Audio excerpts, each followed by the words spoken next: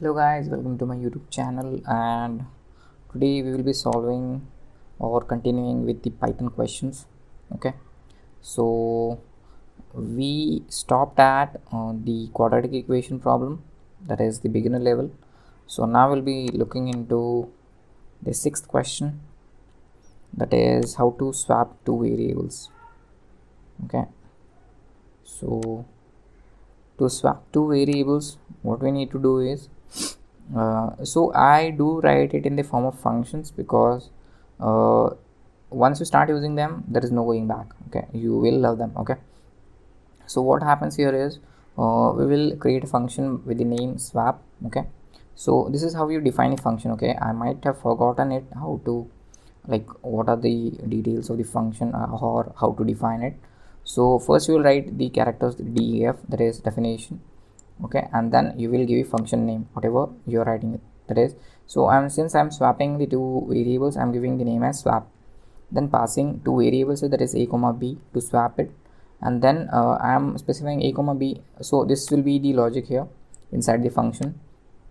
Okay, and then after the end of logic, I am returning the output here. Okay, so this is how function works. So to call the function, you have to specify the function name and pass the parameters here. Okay, or the variables. Okay, so you can give here any names, and you can like, names can vary. Okay, you will understand it once you do some problems. Okay, so I'm swapping two numbers, 1 comma 2. So basically a has 1 and b has 2. Now once I return this a comma b, it will be 2 comma 1. Okay, so this is how it works.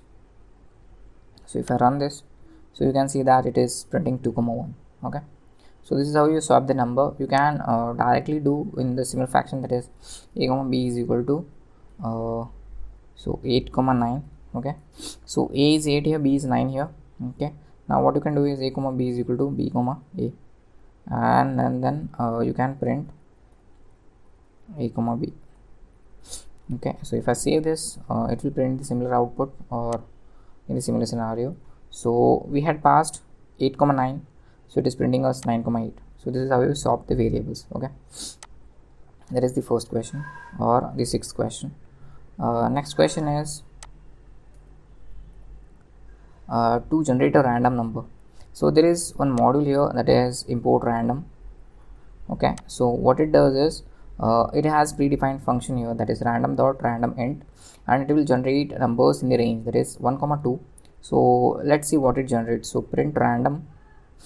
Okay, okay, there are two things here. One is I am defining the range here, that is 1 to 2. That means between 1 comma 2 you need to print the random numbers. So let's comment it out this. Okay, let's see the output. So it is printing 1 here now. So if I print again, it is still printing 1. Okay, so this I gave the range as 2 because I wanted to check it whether it will take the last digit or not. So if I give 3 here, now it will give 2. Okay, it is taking the last digit also. Okay, 3 2 1 1 1 2. Okay, you can also give it in the for loop. That means in the range of iterations of 1 to 10, you can generate the random numbers between this range. Okay, so you can play this. Let us try this. So for I in range 10. Okay, sorry, so let's give a tab here. Okay, so now what it does is from 0 to 10 it is printing random int. Okay, so one number it generates, so totally of 10 numbers it will generate. Okay, so let's end it with a space. Okay, so let's see now. So here you can see 2 1 2 1 1 3 1 2 2 2. Okay, so this is how it's generating random numbers. Okay, so if I did not specify end here, it will give it on the next line the output. Okay, so if you want to try this, so this is how it generates. Now the numbers are still different. Okay, because it is generating randomly. So this is in case of range. Okay, but in case of just random dot random, it will generate any number. So it may be decimal, so it is just generating the in the form of decimal format. Okay, not the whole number. Okay, any random number it is generating random dot random. Okay, so there might be some other functionalities also in case of random modules. so you can just explore them out. Okay, so let me comment out this. Let's number this as 8. Next question is to convert kilometers to miles.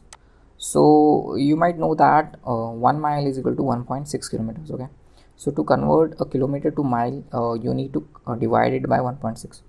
So if I give 1.6 kilometers as the input, it will return us 1 mile. Okay, so kilometer to miles, so it is returning a by 1.6. That means whatever we are passing, it is dividing by 1.6, and it is returning the output, that is 1 mile. Okay, so you can just specify here, that is the conversion from kilometer to mile is, okay, this is how it goes. Now you will understand it. So kilometer to mile is 1. Okay, so now you can also specify here like this, the conversion from kilometer. Okay, just specify a here. Okay, let's give us comma and then a. Okay, I need not specify it, and okay, let's delete this a. Let's end this here and this here. Okay, since we are not passing here a, let's return a also. Okay, let's see what it does. Now it should work. Okay, it is not working.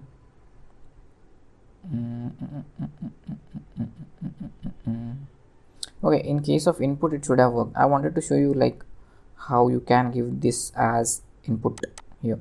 That means a will be getting here, that means e kilometer to mile, it will be like this. Okay, so that it will understand. So it's okay, so this is fine. The conversion from kilometer to mile is 1. Okay, from kilometer, that means I wanted to specify the input here, that is what I was trying, but since it is a function, I wanted to specify it here, but it's okay. Okay, you can also give this print statement here, so it will work. Okay, so if I let us try this out, print the conversion of kilometer. Okay, it should be e here, and this should completely, okay, not this. Okay, it is now taking return. Okay, this I need to store it in some variable x. Now I need to return x here. Okay, let's call kilometer to miles, that is 1.6. okay, now we will see the output. Okay, so this is how it works. The conversion from 1.6 kilometer to mile is 1. Okay, let's specify mile here. The conversion of okay, so this is the proper way. The conversion of 1.6 kilometer to mile is 1 mile. That is how it is working. Okay, so this is what I was trying. Okay, so hope you understood this. Okay, let's comment this out now to convert Celsius to Fahrenheit. Okay, so that means there is a temperature, the formula here directly, that is to convert Celsius to Fahrenheit, that is this is C into 9 by 5 plus 32. So Celsius into 9 by 5 plus 32 will give us in the Fahrenheit. So the Celsius temperature, that is minus 40 degrees Celsius, is the only temperature at which it is equal. Okay, so if I run this, you will get minus 40 itself. Okay, so at minus 40 degrees Celsius, the Fahrenheit temperature is also minus 40. Okay, now the opposite is also true. That means if I reshuffle the formula and if I give the Celsius value and Fahrenheit value and convert it to Celsius, that means here x acts as Fahrenheit, here x acts as Celsius. Okay, so don't get confused between these formulas. These are just math formulas. Okay, so both the answers will be minus 40. Okay, so because I just passed those. Okay, so let's look into that formula. Okay, so formula is x into 9 by 5 plus 32 for converting Celsius to Fahrenheit. Okay, and other way around is just solve the equation. Okay, so that was which question? It was ninth question. Last question is to check the number is positive as norm or negative. Okay, or 0. Okay, so I'm passing here -1. Okay, and the logic is if it is x is greater than 0, it should return as positive. Else if x is less than 0, it should return negative. Else it should return as 0. Okay, so it is returning negative. If I give 0 here, so it will return as 0. Okay, so in case of return statement, you need to specify here print. Okay, if you give here print, you just need to call the function. That's the difference. Okay, so these were simple coding questions for the beginner level. And that is, in the previous session we solved 5 questions. In this sessions we solved 10 questions. So difficulty of these questions will go on increasing because I'm trying to solve around more than 50 questions in this series. Okay, so and the other videos which are there in this playlist of Python itself, those are for logic building. So those are some random questions. Okay, so some questions might be repeated here and there, but yeah, I will try to solve some different questions. Okay, so hope you learned and understood something from this video. If you do hit the subscribe button. Until then, take care. Bye bye.